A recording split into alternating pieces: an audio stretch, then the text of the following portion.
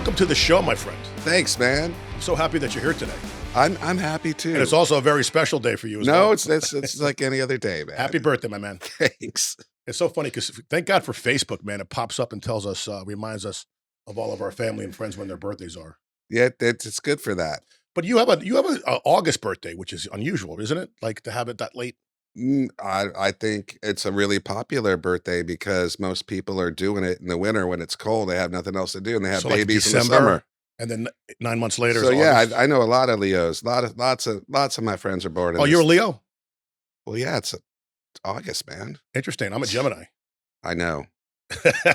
I'll tell you a funny story about that. There was double trouble, man. Double trouble. I was living in Fort Lauderdale. I met this woman one time, and we were like, flirting to go out and stuff and getting to know each other. And the minute she found out I was a Gemini, she goes, "No." She goes, "No, I'm not going to date you." I know. She was serious. I thought she was joking. She didn't want to date me because I was a Gemini. I'm like, "You hardly know me." She knew enough. She knew enough, apparently. So anyway, but you're a wonderful musician. You're a local musician. You've been playing guitar for a long time. So today I want to get into what got you into guitar and all the wonderful things that you're doing currently, as well as, your influences growing up. Sounds good. A lot of people may not know this, but you were in Jacked Up for a few months. I was just about a year. Was it almost a year? Almost a year. It was fantastic. We had 2 guitars back then, and I love that sound. I've always been a fan of the 2 guitar bands, like, Aerosmith, Rolling Stones, Blue Oyster Cult. And I love that sound. And the great thing about you was that your tone and your sound is very unique. Well, thank you, man. I think for being a guitarist, especially electric, having a specific or a noticeable, recognizable sound is important. No doubt. There's no doubt. You have your own Bryan Spainhower sound. You sound completely different than anybody else there. And there's a lot of good guitar players here. Isn't that crazy? A lot of amazing players. I know, but why is that? Like, why does Sarasota have maybe I could think of 36 guys off the top of my head that are just killer guitar players? I mean, I think the environment lends itself to it because, it's a beautiful place. There's lots of tourism. There's lots of work for us. There's plenty of work for everyone, right?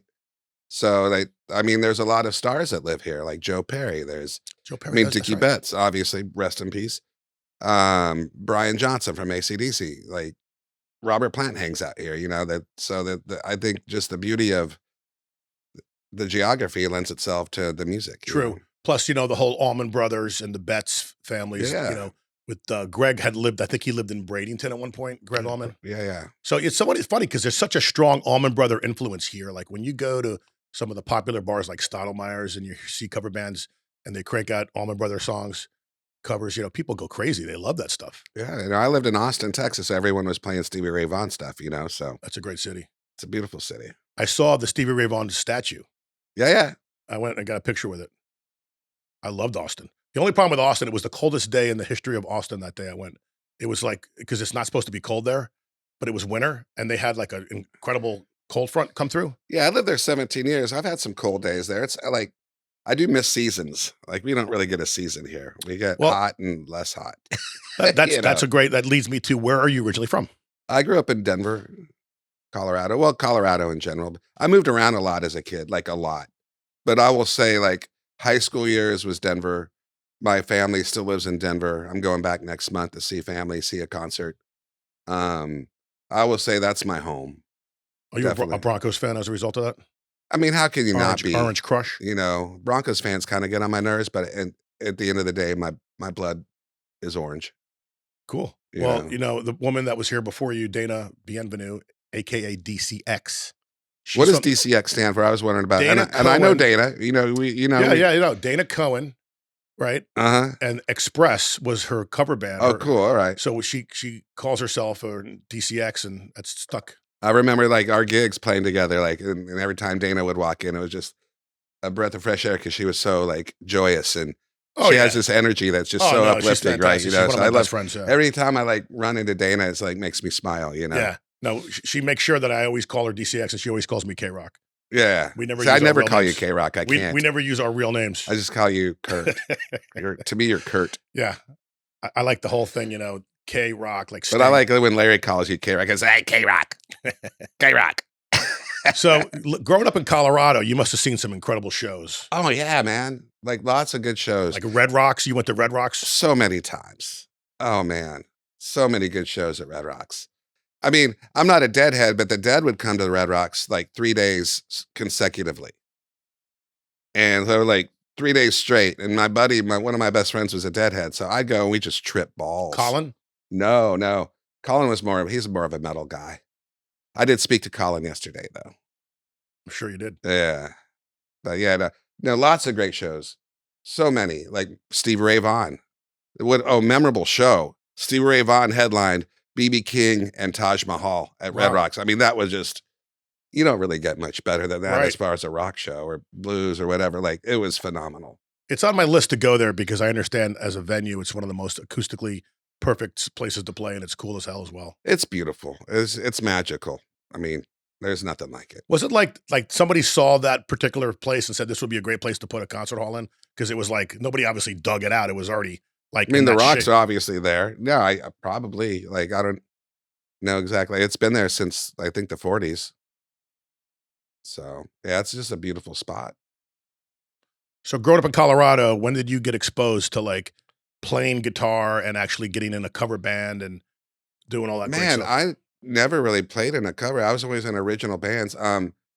As a kid, my dad was in the music business. So he was managing bands. He was when I was really young, he in the 70s, he was Bonnie Raitt's tour manager. No So I kidding. was like on tour with I love her. Bonnie Raitt.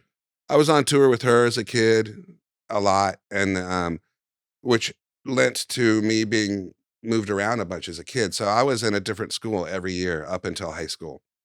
But there was always a guitar laying around. So that pretty much is how I started playing, is just picking a guitar up from one of my dad's band members, you know.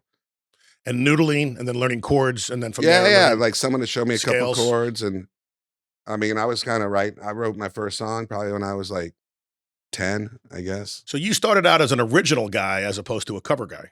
Yeah, I was never in a cover band until probably like till I moved to Sarasota. Wow, Yeah, really? yeah. Well, that's why I you mean, have I would play some cover songs, but I never did a straight up cover band. well, that's why you have a lot of original material. I mean, you have records and CDs and all that wonderful stuff. These are Yeah. things you've composed over the years. And like I've recorded with a lot of other bands, original acts. So yeah, I do have like a nice discography of bands I've recorded with. Yeah. Yeah, we're gonna get into your personal recording soon, but, when I first met you, you were kinda like a hired gun. I mean, you were like the guy that bands like Kettle of Fish would bring on stage, and you would perform, and you would just do these killer solos. I thank you. I hope so.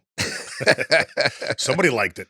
You were Yeah. working, obviously. Yeah, I mean, I like being a hired gun is good fun because it just keeps it interesting. Because I mean, as you know, like I work as a solo or I have my own band, which is mostly my own material and whatever songs I do instrumentally because I'm an instrumentalist.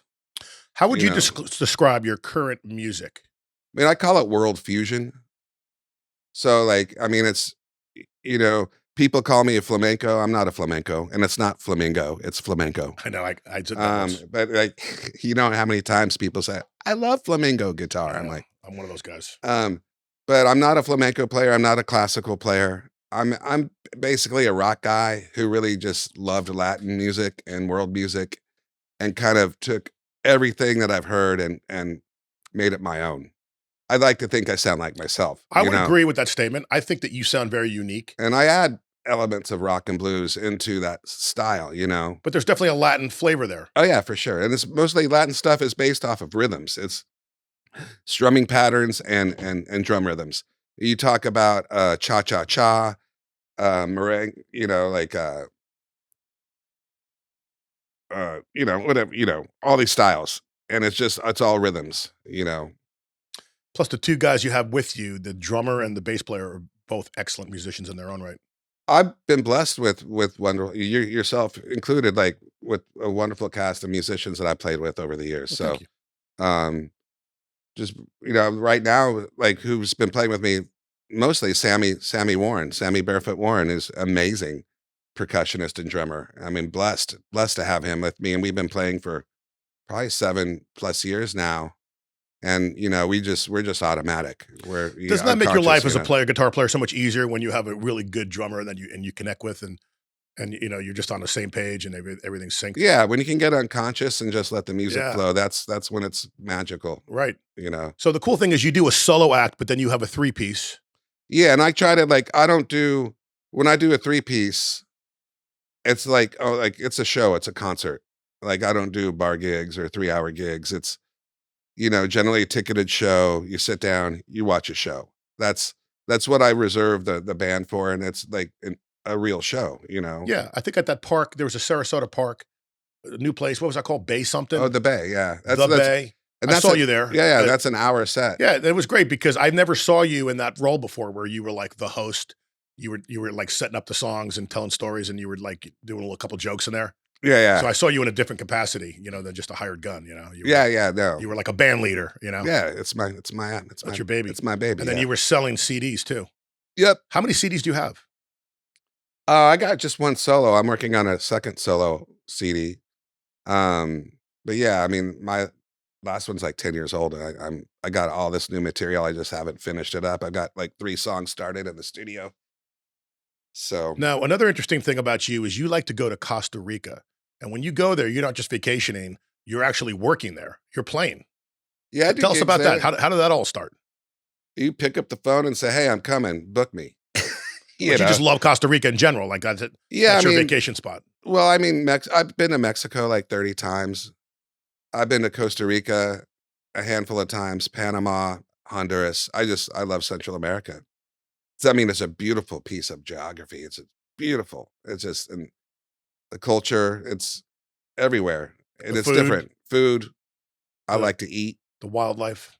And I yeah, saw some pictures of some like toucans and things you showed me. Some yeah. strange exotic birds Oh, the birds there are incredible. making those exotic sounds in the jungle. Oh man, the jungle sounds, man. Oh, I mean, you can write a song based on the jungle sounds you're hearing, right? oh, I got. I'll play something for you. But I wrote a song down there, and I was like, my girlfriend had gone to sleep, and I'm sitting there with a bottle of rum just on the front porch listening to jungle sounds, and I just wrote this tune, and I got it recorded, and I like recorded the jungle sounds for a good 30 seconds before I even started playing, but it like really like the jungle It's like sounds are nature's rhythm, yeah, It's like, yeah, no, it's inspiring. yeah.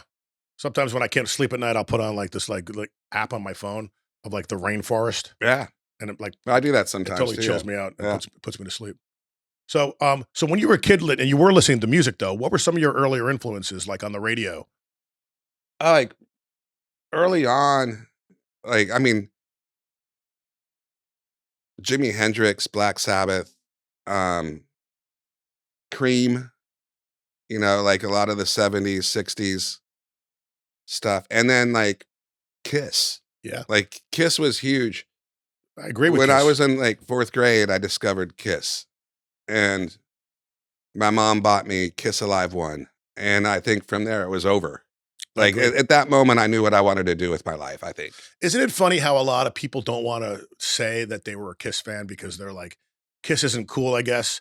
I love it when people say they grew up to Kiss and they were proud to be Kiss fans. And I was in the Kiss army, man. Dude, But I had friends who were anti-Kiss. They're like, no, man, they're not cool. yeah, I had every wall covered with Kiss posters. I mean, I can't deny it. It's a part of me. I named my daughter Fraley after Ace, right? Nice. So, It could have been Beth too. But you know what the great thing is that they inspired so many. You and I are about the same age, and they inspired so many musicians. You know what I'm saying? Kiss like really did it. Like they really, yeah, I you know, mean, because I think what they did was they took the rock and roll, and it was basic rock and roll, right? Nothing fancy, right? It was blues rock basically stripped down. And but then they made it eye candy, and they made it sexy, and they made it fun, and the explosions and the makeup, and that was cool, man. I mean, to this day, I mean, Gene Simmons to me is a genius, brilliant marketing machine. yeah. I mean, I ain't gonna lie. I'm glad they gave it up. They were starting to sound a little rough towards the end, but those first 3 records, really 5, were really, I mean, I thought just well written, good rock and roll. They were fun. They were good songs. I mean, good harmonies, good melodies. I Yeah, mean, it was good good. It songwriting. was good I music. mean, we're not talking Lennon McCartney stuff here, but we're talking about a You know. good team of writers. Yeah, and When Detroit Rock City came out, that was I think Bob Rock was that but is he a producer on that one? I don't know, but no, that changed the game for me when Detroit Rock City came out. yeah, that was Ezrin who did like Bob Ezrin, right? who did Pink Floyd. Who's it? That's when they changed, like, when Destroyer came out, that changed. Destroyer, that was the name of the album, right? That's when their sound changed, you Right, know? that's what I mean, yeah. I mean, not only the coolest album cover of all time, but, some of the best songs, I think, of the entire Kiss catalog are on that album, right? Shout It Out Loud, Yeah. God of Thunder, Beth, Detroit Rock City, To Flaming Shitty Flaming Youth. Walk. Yeah. So, yeah, there are times when I'm in the gym working out and I need to get motivated, I'll put on Kiss Destroyer. Great Expectations. You got great expectations. Do you wanna play the role? And it was funny because all of a sudden now you're hearing an orchestra on a Kiss record. Like the producer's like, "Hey, let's put some violins in that part of the song." You know, Yeah. like, Right? Blue Oyster Cult. Love Blue Oyster Yeah, POC, tell me man. about your love of them. I mean, they're like a heavy metal jam band, you know? And they were really dark. They kinda scared me. They scared me more than Black Sabbath. I don't know why. It was the Their symbol, lyrics were like off the page, man. you Like, know, but, don't like, you think their lyrics were kind of really they were strange? dark. You know, they were, like, occultish. They were, like, very cult. Yeah, talking about They're like, UFOs and stuff and oh, aliens. ETI, great song. And, you know, they just killed it. And they were so unique to themselves. They weren't unlike anyone else. And their hits were good. They had, like, great hits, you know, Burning for You, you know, Don't Fear the Reaper, Over the years, yeah. Are they Godzilla. still together or like in some Yeah, capacity? yeah. I mean, a couple key members had passed, but it's still the two, what, Buck Dharma and Bloom? Eric Bloom, yeah. Yeah. Those two guys, but Right. And Buck was the main singer, right? Did most of the heavy no, vocals. both of them sang, but Buck wrote the hits. Like, for some reason, he was a lead guitar player, but like all the radio hits were his. There's a song that I love by them, The Great Sun Gesture. I think it's on some album, called Mirrors or something like that. Oh, Mirrors is a great album, yeah. It's if anyone listens to this podcast and wants to hear a really cool Blue Oyster Cult song, put on The Great Sun Gesture and turn it up, man, because to me, it's just One of my favorite tunes is Astronomy, yeah. you know, especially off the live, like, Some Enchanted Evening Yeah. record. That record just slayed. I wore that record out. You know, like Rush, when early Rush, some of their stuff was epic where, like, you put on, one of their albums and it was like a multiple parts of a song, like epic, like almost like a ballad. 2112, you know, when you Yeah. got the whole Rush was another band, like, when got in my teen years, I wore out all the Rush records.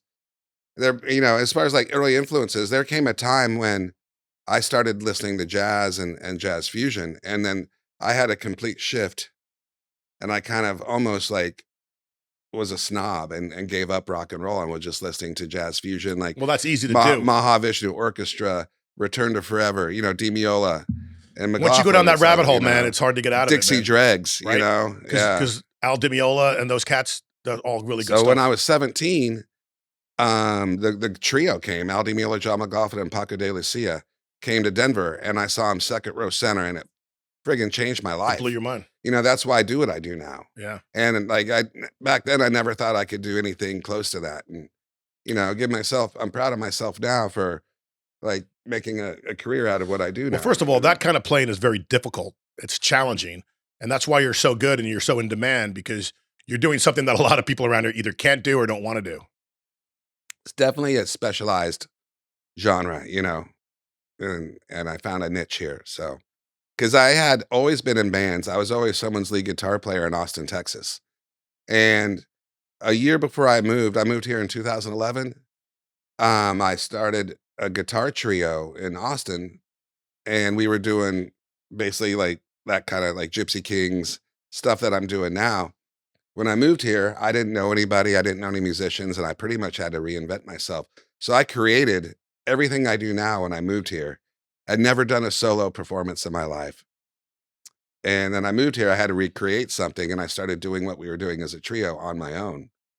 And that's how I developed my career And here. you're self-taught. Yeah, I mean, I took some lessons, but I grew up teaching myself. Yeah. And you don't read music, right? I can, but it's like, you know, I know what the notes are, but I Sure. can't sit there and sight read. No. Yeah. I could read chord charts, you know, like real book chord charts. I know what the chords are. But because you love jazz and because you love the Latin and you love the blues, it lends for an incredible mix.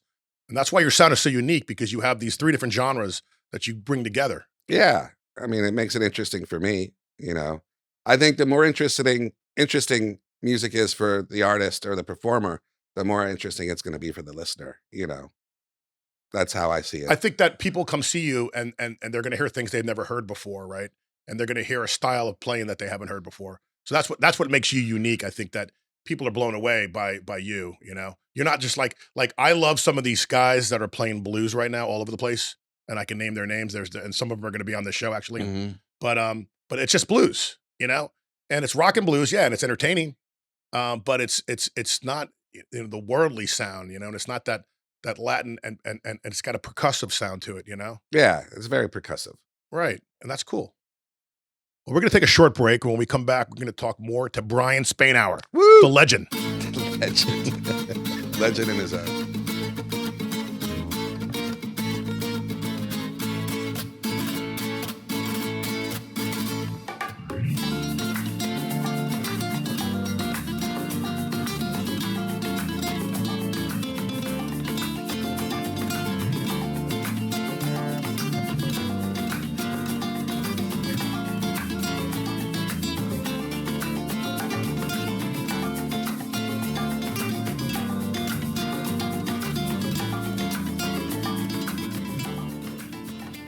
So we're back with Bryan Spainhower, the local legend.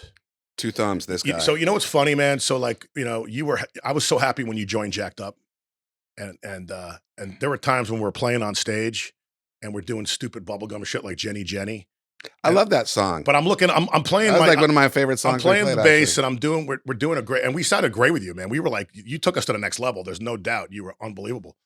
But sometimes I was like, oh my God, Bryan Spainhower is like in this band right now and he's doing the lead. Man, whatever. No, really, I really thought that.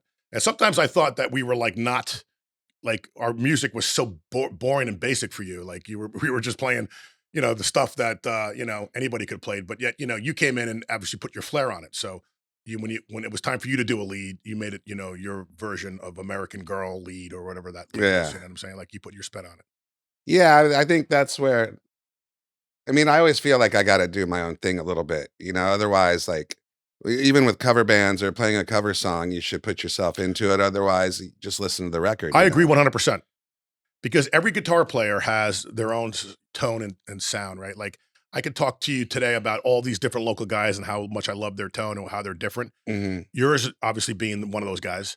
But I think that when people go to see a cover band and there's those songs that are very like predictable, like the bar songs, like everybody plays, it's interesting when you either hear a female sing it versus a male, or you hear a guitar that's not normally like that kind of sound, right?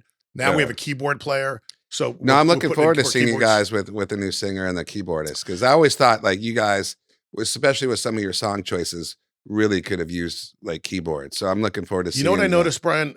Keyboards have opened up so many different doors for us, like so many different sounds. Hmm. First of all, I'll start with Brittany. Being that she's only 28, she brings a lot of youth and energy and enthusiasm, right? She tried out for American Idol. Yeah. She actually got a golden ticket, and she didn't make it, but nonetheless, she got that far. She could sing anything, but she got us into now we're doing disco.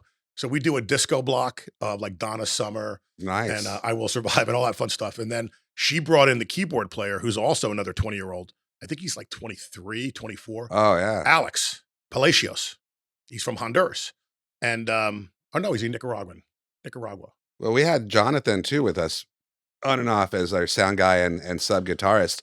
And Jonathan, he's in his 20s and Jonathan's amazing. He's better than all of us, all of old guitar players. So I'm glad you mentioned this because he just filled in this past weekend.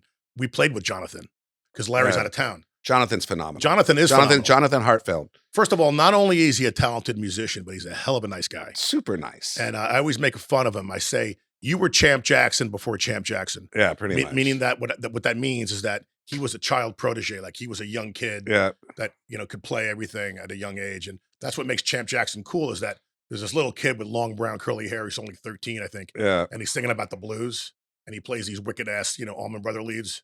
So when Jonathan was younger, he was that guy. Yeah, except Jonathan was learning classical. Well, Jonathan could play bass. He could play do drums, steel guitar, like keyboards. lap steel.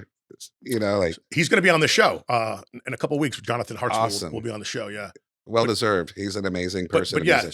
so whenever he's available, we grab him and get him up on stage with us. He's currently with One Night Rodeo, Yep, yep. and he works with Zach. Zach Regan in the 776. Yeah, I was just jamming with Zach last night. cool. Yep. Yeah, Zach has originals and covers. Yeah, mostly originals, and they're really, really good. Good Americana music. Zach Regan and the 776. Check them out, y'all. Yeah, without a doubt. So, getting back to Jonathan though, so there was a time when Jonathan was doing sound for us, right? And one of the best times I think we had was when he got up on stage and played keyboards. Were you with us when we did Freebird or no, I know what it We did was. Stairway. Okay, let me tell that story. So, first of all, every cover band is funny because, like people will scream out either Freebird or Stairway. And most cover bands just like ignore it, right? And Yeah. and we were getting tired of people saying Stairway, Freebird. So we actually learned it.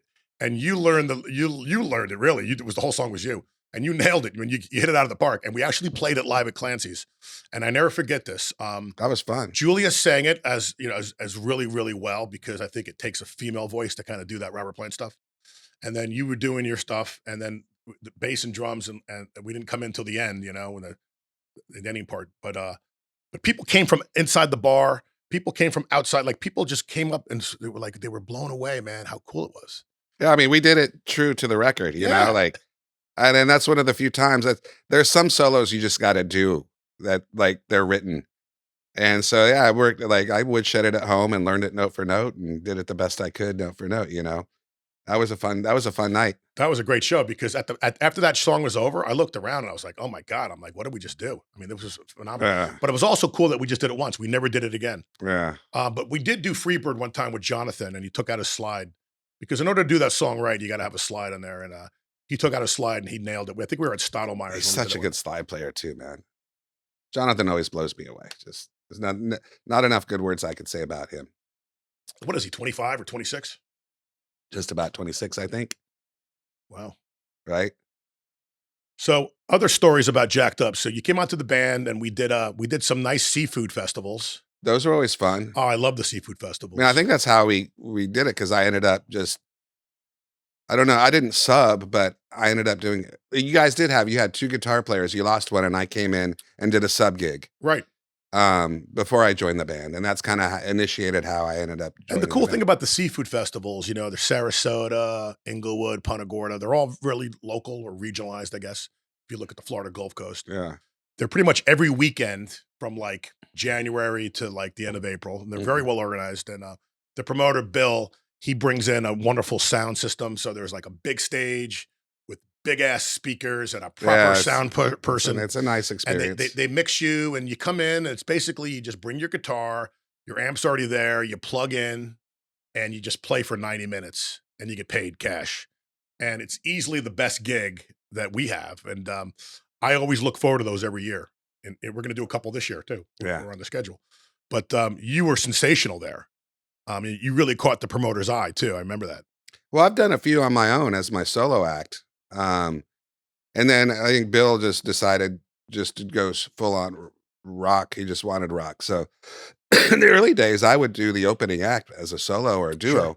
and I've done a trio there a couple times too, back in the day. But those were always fun. I would like to see more variety in the musical styles in some of those personally, but um I would like to see a jazz fest. Like, wow, they should do a jazz festival, That'd be or very jazz, cool. and because I know they do a blues. Well, they do a couple blues They now, do a and blues, the blues are you very, know. very popular. But why do you suppose? Because I know a lot of people that love jazz. Why do you suppose they don't do that many jazz I opportunities? mean, I just think it's money. I mean, they want to capitalize on what they think is going to make most money, and what's easiest to do is my guess. I don't think it's anything against a certain type of music. It's a business, and they want to make money. But there's not really even a jazz club around here, is there? No, it was like Or a jazz night? I even? remember like I the Quay. I don't know if you remember what the Quay do. was, but I it do. was before my time, and I just still hear like all these great stories of when the Quay was happening in Sarasota, and there was a great jazz club there. And like I don't know why you would think Sarasota of all places would have a jazz club, with the demographic that we have here. Jazz is upscale.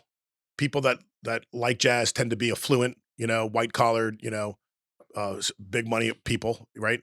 Fluent. Mhm. So jazz to me makes a lot of sense in a place like Sarasota where there's a lot of millionaires living here. It's You would I think think I think so. jazz requires a little bit of a sophistication. You know, you need to have a different kind of ear to listen to jazz than you do, say, perhaps blues. Yeah, I mean, blues is based off jazz, you know. It's all it's all blues at the end of the day.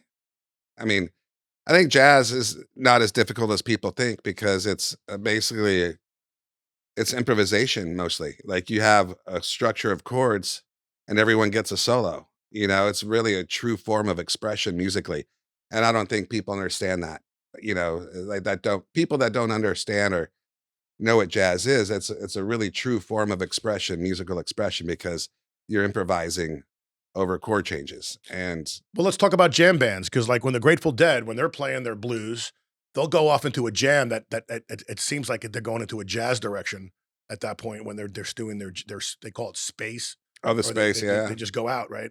And like Fish and all these other bands that are out now that the They're I mean, straight up improvise, you know, yeah, I they mean, do even Dave improvisation. Matthews to me sounds like he does some improvisation, Oh, of course, yeah.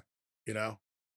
So You know, now you got Goose, great bands like Goose, and Jeff Aravelo is one of our own from Sarasota who's in Goose. So look at him now; he's playing sold out shows around the world with Goose. So when I was younger, I had a neighbor who loved jazz, and he was my age, and he had jazz records, and he turned me on to Jocko, and I was listening to Jocko play bass, I mean, and I don't, there's no one like Jocko. I know to this day, there's nobody that plays like Nobody, him, and nobody. it was that Fender, you know, he loved that particular Fender guitar he had.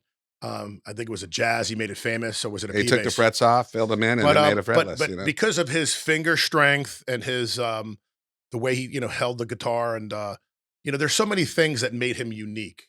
You know, his sound, like you can't reproduce his sound. no, But and then again, he would play the bass like a flute, or like he would play it like a piano. Like he would play it differently. it did it intentionally. Like he said, "I'm going to be the best bass player on the planet," and he did it. Not a lot of people could say, I'm gonna be the best." And But don't you think he took the bass to a different level the than where it was at that point? oh, of course, no one, Like nobody could think about, like nobody thought that even they could do still, it. no one has touched what Jocko's done. You know, is amazing. Still, like I still flabbergasted when I listen to his music. It's like Miles Davis. He's like an innovator. Yeah. You know, like didn't he cover some Miles Davis song and he played it like note for note that Miles would have played on the trumpet, like Oh, Porgy and Bess I'm or not something? sure, but I'm sure. You Well, know. speaking of bass players, you know, I was a big fan of John Entwistle from the Who. Yeah, yeah, But the way I somebody asked me this recently, Paul McCartney, I think, was like the guy that could play the bass and sing, right, and do things that most bass players weren't doing at the time. But I think John Entwistle played it more like a lead guitar, you know, yeah. I mean, and he would challenge Pete Townsend note for note, and live shows. yeah, he was definitely a unique. I mean, definitely rock, straight up rock player. But there's guys that like Geddy Lee. Great one. Like could sing and play. Didn't sound anything like Paul McCartney. Paul McCartney, I think, is underrated bass I player. agree. Like his bass lines were so unique and I agree. tasteful. And he had to sing. He had to sing over those things. And they were just, they were a song in themselves. The way he played the bass. Yeah, the funny story there is, I guess nobody was going to play the bass in the Beatles, so Paul's like, "I'll do it," even though he was a guitarist and a pianist. But obviously, he knew theory and he knew how to take any instrument. You know, to this day, I hear when you see him live, he'll play the bass, he'll play guitar, he'll Yeah. play piano, he'll do different things in the 3 hour concert. Supposedly the Beatles didn't know theory, but you look at their songwriting. Like I play Beatles. I make my own versions of songs. So just to clarify, when I play a Beatles song, it's instrumental. I make my own version, but you learn their chord structures, and there's like diminished chords and major to minors, and you're like, these guys supposedly didn't know music theory, and here they are like creating all these really creative, Yeah, right. chord structures. I always And thought that the Beatles and Paul McCartney was the Beethoven of our generation, just a uh, brilliant guy that I just, mean, you look at what they did in 7 years. They were together for 7 years, and they created all that music in that span which is of still time. relevant today. So, Put on the radio and you're going to hear Beatles right? songs. I mean, there's some Beatle haters out there, but you can't deny their greatness. You just can't, you know. I mean, I don't know. People can try to compare the Beach Boys. I don't think there's any comparison, in my opinion. But the Beatles, say what you will. I mean, They're the greatest. they're the greatest. Yeah, and I think the Stones are right behind them because I went from the Beatles to the Stones, and I love the Stones to this day. I listen to Stones probably more than any band because to me, their catalog is just epic. They have everything. Yeah, I mean, I think that's apples and oranges. Like the Stones didn't have the songwriting chops, I don't think, that the Beatles had, but the Stones had a great live performance, an electrifying live But they were performance, more you know? blues driven, the Stones, right? And more Yeah, druggy, alcohol-y, yeah, I mean, they're the the kinda bad the bad boys. boys, you know? Whereas the Beatles didn't realize it at the time, but they were making music that was gonna be in Funny thing about the commercials. Beatles You know was what is I'm saying? they grew up in Liverpool, which is a working man's town. They were like rough kids, you know? They weren't, they didn't come from money. They lived on the wrong side of the tracks, and they just cleaned up really nicely with their little, mop dues, you know? Right. And George Harrison's an underrated guitar player. Yeah, phenomenal. But said that but then something happened called Cream, and from Cream, you got Clapton. And Yeah. that's when, to me, I think the game changed, man. Yeah, well, Power trio. well, then Hendrix shut everyone Well, up, Hendrix was in his own world, I believe, but I you think when know? Cream and Zeppelin came and they had the power trios, Cream to me, Jack Bruce, if someone says, who do you try to emulate on stage? Who's your, like, fantasy guy? I'm like, Yeah. Jack Bruce. Jack Bruce is great. See, like, I'm not a huge Clapton fan, but I love Cream. I thought those first couple records were just phenomenal, and that's when Disraeli Gears. yeah, so good. And I love, like, Jack Bruce and Ginger Baker. They had a vibe, you know? Like, the chemistry. But I think Eric Clapton probably is the guy. If you were to ask a lot of players around the 80s, 90s, and today even, they all started learning Clapton songs, Well, I mean, look at right? Eddie Van Halen, He even admits Eddie Van Halen, he was a so, huge like, Clapton guy. huge Clapton fan until he met him. Well, Clapton, like, he went through his phases, man, right? Like, he Yeah. went through his pain and his blues and his, addictions, right? Mhm. And, you know what, I don't even know if he tours anymore. Doesn't he have some kinda hearing issue, or didn't he I'm have, not sure like, what he's doing. I haven't heard much. but I I don't I really used to see him once a year. He was, like, always touring. I saw him with, like, God, it was in the early '90s last time I saw Clapton. Oh, But remember I he remember Phil Collins was playing Yes, drums, he played with Phil Collins, and then, Robert Cray opened up. It was a good but show. his bass player was phenomenal. Nathan East. Yeah, who was on, like, you Yeah. ever hear the song Footloose? And you ever put it on headphones and listen Oh, to he was on all he kinds of he stuff. does the bass on that Yeah, song, and as we play that song every night, I can't even come close to what this guy's doing on the bass for that song. yeah.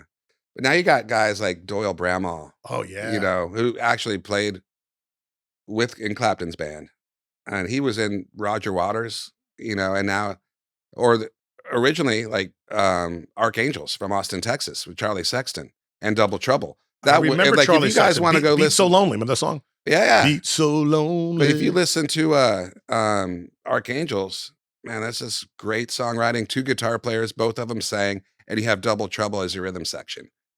And now Doyle's solo stuff, his latest record is just phenomenal. It's as deep as music as I think gets, if you wanna listen to blues and rock guitar.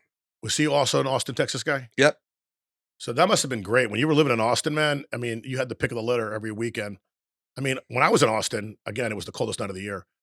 There were so many bars that had live music, and right before my trip, or I guess after I left, South by Southwest was coming into town, Mhm. which I think is an annual thing Yep. where there's live music on every freaking corner.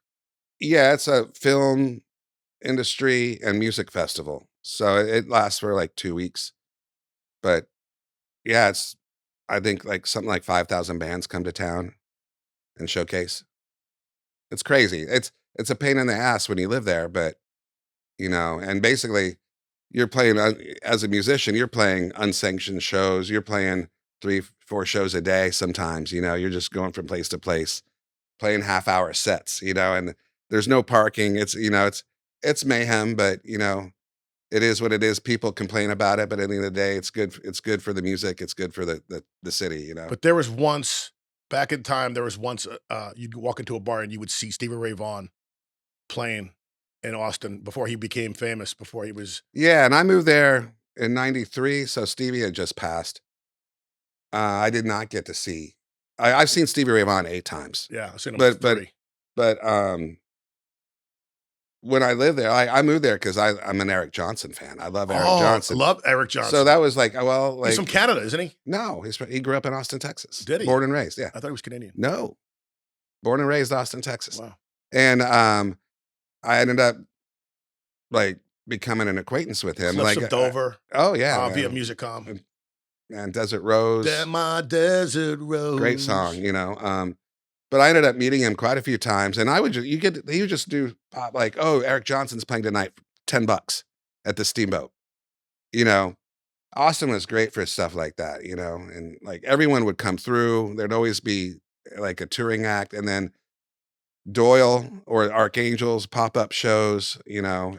You do jam sessions with Chris Layton, the drummer for Stevie Ray Vaughan, you Of know. Double Trouble. Yeah, you know, you just go see him at the Continental Club. So what do you suppose it was at that particular time in Austin, Texas? Like Seattle had their thing, and like Boston had their thing, and then like Austin produced all these wonderful kick-ass. They had a great hard rock scene too. Look at Dangerous Toys, Pariah, all these good hard rock bands from the late '80s.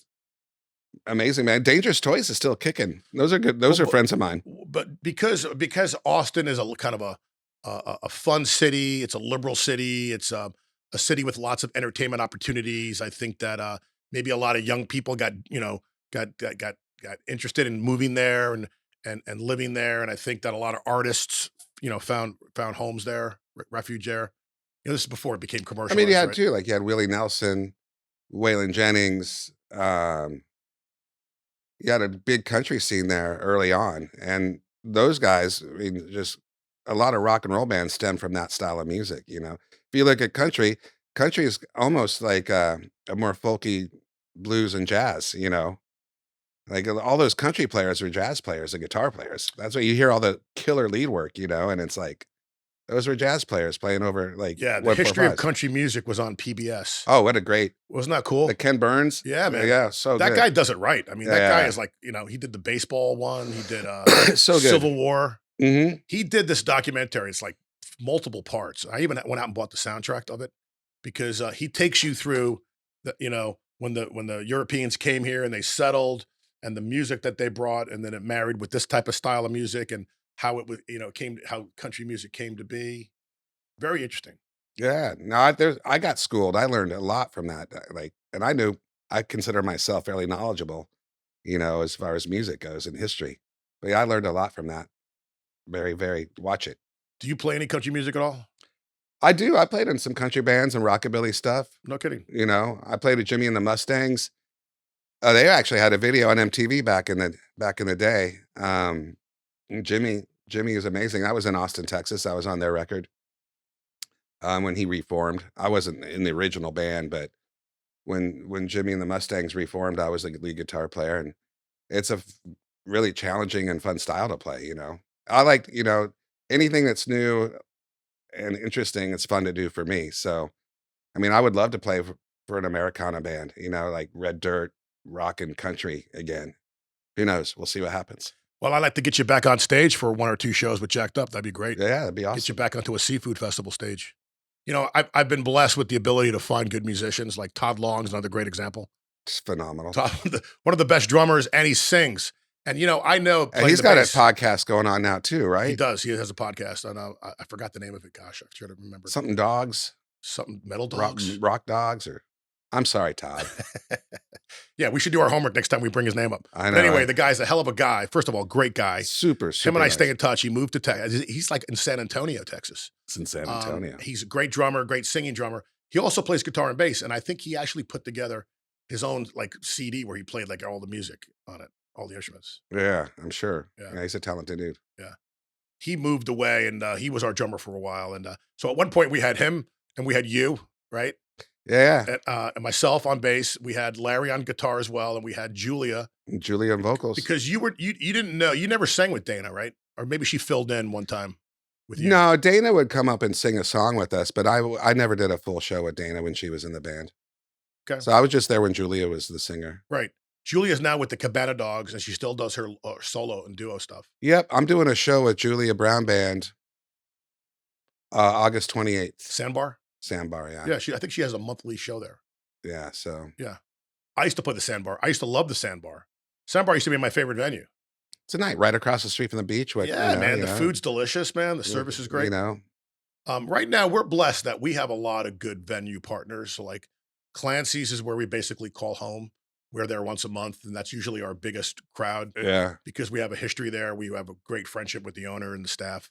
But the current lineup that I have right now is one of my favorites. We have Brittany Jones on vocals, and I mentioned her earlier. She was on a podcast. She was on our first podcast. And I have Alex Palacios on keyboards. And not only do they bring a lot of youth and energy, but we're doing like sticks, and we're doing like 80s and 90s stuff, that keyboard driven stuff. And it's so interesting. Me and Larry look at each other because we've been there since day one, and we're like, wow, the direction of this band is really changing for the better.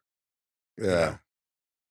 So we're Well, excited that's about the good. I'm future. happy for you. Yeah, the future looks bright. We got some really big gigs. I don't want to name them yet, but we're going to be doing some pretty big stuff in 2025. We're opening up for some big acts, and we're playing some of the bigger festivals and venues. Right. So the band is growing in leaps and bounds. So we're going to take another short break, and when we come back, we're going to talk about how people can contact you and how they can see one of your shows. Awesome. Fantastic.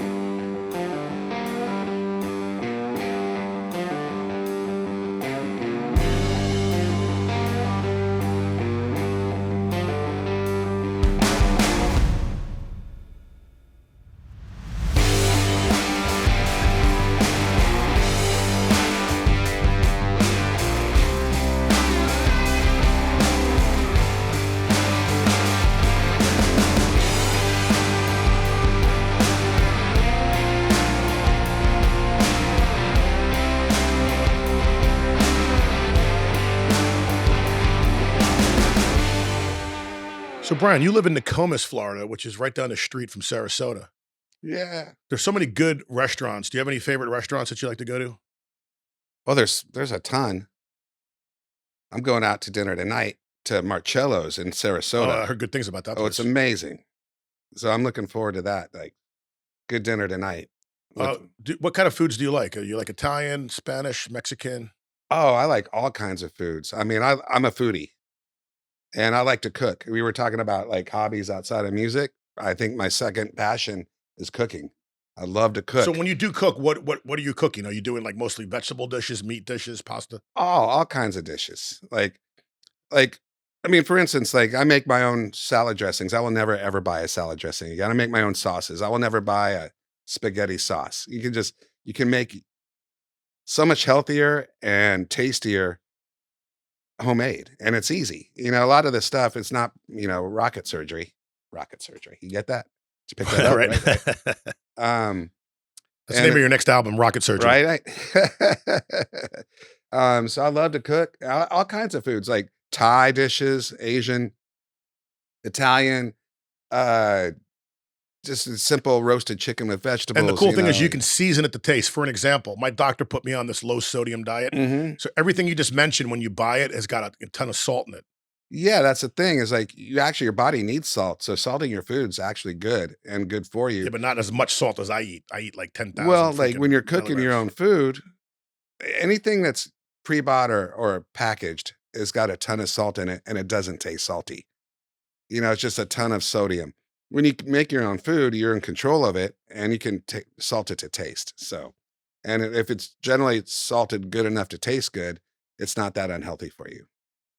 So because you're a good cook and you take pride in it, when you do go out to eat, are you sometimes like extra skeptical or extra like, conscious of what you're putting in your body or like, Oh, for sure. I mean, we all like to go out and have a good burger, or something. So if I don't go out to eat for a really good meal, like a steak. I don't eat a ton of red meat, but when I do, I make a steak at home. Sure. It's like, I'm not going to spend 40 Right. bucks on a steak that's not seasoned or cooked the way I like it. Yeah, I agree with that.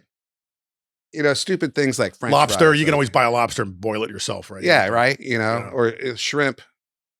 It's a lot of people overcook shrimp. It gets really tough and rubbery. Like I cook shrimp at home. But I like to go to Italian restaurants, and I have two favorites. I like that place Napoli on Napoli, where we talked about 41. that. That place is phenomenal, man.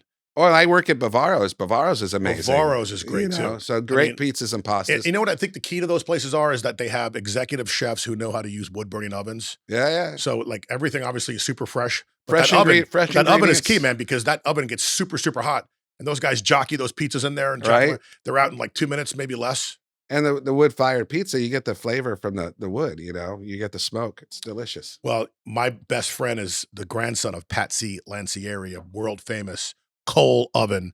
Patsy's in Manhattan on the Upper East Side. It's actually Harlem, Yeah. where it's such a unique taste. The charcoal gives it a unique taste. But the problem with charcoal ovens, and I think a lot of places don't even have them anymore, because they're a super fire hazard and there might be a detriment to the air, the atmosphere. the Yeah, environment. would think so. But coal fired is the way to go for me. But yes, wood fired would be second. But my second favorite place is a place called Cafe Barboso. Have you been yet? I have, and again, another great Italian place. Yeah, the Was that owner's Joe DiMaggio, right? Joe DiMaggio. He's like a celebrity chef. right? He's a big, tall guy. He's bald, and he's from Brooklyn. And they do rock bands there. They do Like, bands. Shift Change plays there. He's a hands-on owner where like not only Yeah. is he going up to your table to say hello, but he actually does like a cooking demonstration in the middle of the restaurant. And then they have a situation where you can go pay extra and that he'll feed you like a 10-course dinner, Yeah, live. Like, it's really good. I mean, to another thing, I love like really good Mexican food. I said I was like in Mexico like 30 times. I don't think people realize like Mexican food isn't just like cheese and enchiladas and And it's stewed vegetables and it's like real down home Mexican cooking is like really phenomenal. The chilies they use, the flavors, it's over the top delicious. And I don't think Mexican food gets enough recognition worldwide and how like technical it is and delicious. speaking of Mexican food, where would you recommend people go in this around here? Like, where are some of the better Mexican restaurants? Because I certainly don't know. I mean, I kind of go to the taco trucks, man. Uh, there's that Texaco station on the South Trail, just south of Stickney Point on 41. It just turned into Nuvo. It's a new gas station, but there's a taqueria in there called Taco Jalisco. Really good food. That's probably one of my favorite go-to. You ever hear of Mexican El restaurants. Toro Bravo? Oh yeah, they're new Mexican style, and they got the good red and green chili. Like that was the first place I went to when I first moved to town. I think it's family owned and operated. Yeah. It's always crowded in there. But yeah, the food was delicious. I thought. I mean, I'm not a connoisseur of Mexican food, but We might have to go there for lunch today. what about Who knows? Culiacan?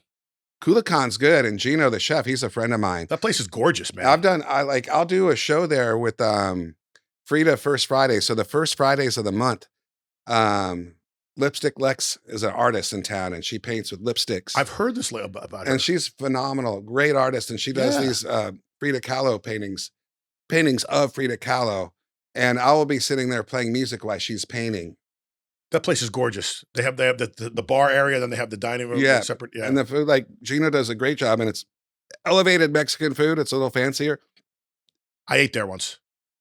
Simple things like they have these nachos, lentil nachos, off the chain good. And you wouldn't think like lentil nachos, right? But it's like so good. Like Mexican street corn, phenomenal. See, some of the Mexican chains never seem to deliver. It's always the mom and pops that get it right, right? Yeah, well, I mean that's again because you got your burritos and your enchiladas and your crispy tacos. Yeah. I mean, like Moe's probably ruined it for a lot of people, right? I don't know. I still like say Chipotle, for instance. I lived across the street from the very first Chipotle, and that in Denver, No and it kidding. was that's where it started. No shit. And it's opened up in my neighborhood, and I still like Chipotle. I mean, fresh is fresh. I mean, it's like but, everything's if made right in front of you. I generally try not to go to chain restaurants. I will try to give my money to individual mom and pop places. I just prefer that's how I shop generally. I mean, we all have to go to Walmart or a big store sometimes, but if I go restaurants, I try to stay away from the chains and go to individually owned restaurants. What about barbecue? Are you a fan of the barbecue? Yeah, well, I lived in Texas for 17 So years. where do man. you? Well, Terry Black's I thought was the best, and there. I mean, you might know better. I went to Terry Black's when I was in Austin. Did you go to Lockhart? Oh gosh, I don't know where it was. Lockhart has Blacks, and then they have Kreutz's and Smitty's. and they're like 3 families that compete, and they're Yeah. all But really there's always a good. line to get in, you know what I'm Yeah, saying? no, but it's worth it, But the man. great thing about barbecue is that when you order it, it's already cooked. Like, it's not like they have to make the ribs. Like, the ribs are already there. They just gotta cut them or Yeah. whatever, sauce I them. mean, barbecue's a preference. Like, there's, you got your Carolina, you got your KC, you got your Texas barbecue. I prefer Texas I just like because that's what I'm used to. I I love like brisket, Texas. like a really good brisket. I do. There's not a lot of places in town that do brisket right. So I have a hard time finding really good brisket. Plus, I think the Terry Black and that kind of place, they take pride in their side items. Like, they'll have gourmet sides. You Yeah. know, they just throw beans at you and rice. Like, they do like a cream spinach with jalapenos in it and like Yeah. some kind of cheese, like just really, really well thought, like executive kind Like of some chef stuff. places, like in Lockhart, they don't even have sides. Some of them, they just focus on you go in and there's these smokers. You pick out what you want. You get a pound of this, a pound of that, and take it home. And Yeah. Put your own sauce on or they yeah, sauce it for you. they don't know you. Nothing sauced in Texas. Damn. It's all dry rub. Well, the Carolina, I've tried that barbecue when I went down there. My nephew went to Wake Forest. Hmm. Or I think he worked at Wake Forest actually. So I was there and I tried some of that Carolina barbecue with more of that mustardy kind I of. do like me some Carolina Gold, like barbecue sauce. And Carolina's like more pork based. They like the pulled pork. That's right. You Good point. know, you Good you point. know, Yeah, because I got a lot more beef in Texas, like beef ribs as opposed to pork ribs. yeah, but they do like really good spare ribs in Texas. But they do beef ribs and brisket. Like brisket is the big thing with Texas barbecue. So is it safe to say your third hobby or interest is traveling? You do a lot of traveling, don't Yeah, you? I love to travel. I love to see different You've cultures, been in a and lot of different countries. I mean a lot of Latin American countries. Yeah. And it's close. It's right there. It's fairly affordable. And Mexico is the top one. Like I've traveled to Costa Rica a lot, but Mexico is phenomenal. It's a beautiful, like the culture there, the people, the food is amazing. You know, um, like this, the song. I'm familiar with my song San Pancho, I do. which I is am. the title track of my CD, which is named after a town in Mexico called San Pancho, and it's just north of Puerto Vallarta. And I actually do a music festival, the San Pancho Music Festival. No kidding. Um, and I got some friends there, but the food on the coast, like the Jalisco coast, there is phenomenal. I went twice. Now, I went to Mexico twice, but I went to the touristy spots. Hmm. But even the touristy spots where it was more of like the mom and pop kind of cooking, the flavors were just spectacular. That was the Hmm. one thing I noticed is like I'm eating their peppers and onions and I'm eating their porks and chickens, and it was just more flavorful than Yeah, anything that I would get here in Florida. yeah. And the beers seemed to taste better. Is that Well, I think when you like say you get a Corona here, it's like you open it up, it smells kind of skunky. It's because it's been sitting around for a while, so it's like past the due date. You because down there it's fresh. You're getting it straight from the manufacturer. yeah? So And there's a lot of different Mexican beers, but for some reason, the places that I went to, they didn't sell Corona. For some reason, it was weird. Corona's not my favorite. I'd rather have a Tecate or Tecate is or what I drink. Yeah, Modelo. Modelo's. Modelo. Well, that's more American, isn't it? Like, doesn't Anheuser Busch have a hand in that or something? They might distribute it Yeah, they here, distribute it. but that's straight up from Dos Mexico. Equis. Dos Equis, Yeah, good stuff. it is good stuff. Well, hey, in our final few minutes, let's talk about how people can reach you, how they can either buy your CD or they can hear one of your shows. What's the best way for them to learn more about you as an artist? I would go to my website, www.bryanspainhower.com, Bryan. I am Bry with a Y. Anyone who knows me, I like that. Brian with a Y. Bry with a That's Y. a great tagline. Spainhower.com. You guys, Spainhower.com. By the way, shout out to Kareem of Mac Shoe. Woo! Mac Shoe Productions is where we are, folks. This is where I do the K-Rock Jacked Up podcast. Yeah, I've never had a producer wear tidy whities on the set before. That's pretty it got me going this morning. Yeah, maybe one episode I'm going to get him to come on camera. Right. Oof. So yeah, bryanspainhower.com. My schedule's on there. My bio. You could download some pictures and put them up on your wall. I recommend that. Do you think you have fans that go out and buy your picture and like they post it on their walls? Like maybe you have 8x10 glossies and you sign them? In my mind, yeah. I mean, if they're not, they should. And is your CD for sale? Can they buy a CD online? Yeah, CD baby. And then I always have I have some at my shows. You can just come up and I'll sell you one. And hopefully, like, mine will be out. My new one will be out in the next few months. So you have a lot of songs like those are ready to go. Like they're ready to be recorded, those songs. Yeah, actually got 3 recorded now, so Fantastic. I'm looking forward to hearing that myself. I might just start dropping tunes on, Spotify and just do them one Sure. at a time because I'm not gonna release it. I'm not gonna create another CD, you know, I got like, a I'm not great gonna, idea. like, you know, I think Why don't you let K Rock of the Jacked Up podcast with K Rock debut one of these new songs on the actual YouTube alright, channel? well, that might be a possibility. That'd be cool. People are gonna love that. Yeah. So once again, bryanspainhower.com. Mhm. They can see your schedule. You have a lot of shows. You play all over the place, dude. Yeah, I play up and down the coast and Yeah, I mean, different bands. you Play with you guys, Julia Brown Band, sometimes with Daniel Gauches. Like, I haven't played with Kettle of Fish in over a year, but if they need somebody and I'm available, I love Dana. I love those guys. They're great great musicians. musicians, man. Chris Um, Girton is one of my favorite bass and players. hey, if you need a lead player or need some guitar player, give me a call. Send me an email. I'd Yeah, love to play with the more types of music I get to play, the happier I am. the So only problem is that you're so booked. I mean, you play every day. You're playing daytime shows. not in September. Oh, you got some openings in September? Yeah, That's good. everyone does. It's a But slow during time of year. season, man, I remember you're like, you do doubles. Or like, I'm like, hey, Brian, you want to grab lunch? You're like, oh, no, I got to do a double. Yeah, yeah. No, sometimes I'll play 25 hours a week. And the cool thing is that you have a beautiful PA. It's like one of those skinny tower Oh, things, it's just Bose, and it's whatever, easy you to know. transport, right? Yeah, I keep my rig real I mean, you easy. could roll in and roll out. I mean, like when I saw you at Bavaro, it took you like 10 minutes to set up. You did like 2 or 3 sets and you were out of there. Like, Yeah, it yeah. was I real keep it easy. simple. You know, a lot of my peers and my friends, people I'm close with, they have a lot of gear, and Yeah. you guys are a full band too, but for a solo or duo act, I keep it simple and why work harder than I have to? Right. All right, Brian. Well, thanks for coming in. It was a pleasure. Thank you, K Rock. Happy birthday once again, and we'll see you at a future show. All right, man.